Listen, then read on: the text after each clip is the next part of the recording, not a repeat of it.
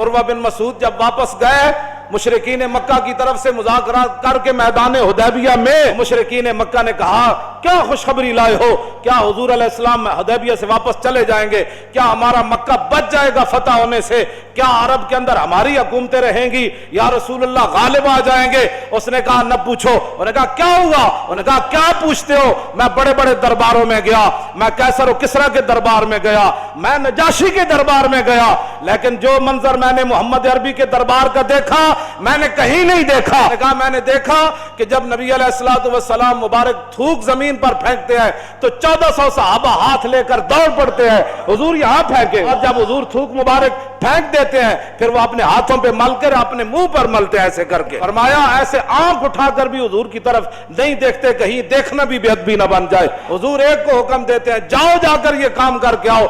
1400 सहाबा उस हुक्म को बजा लाने के लिए दौड़ पड़ते हैं।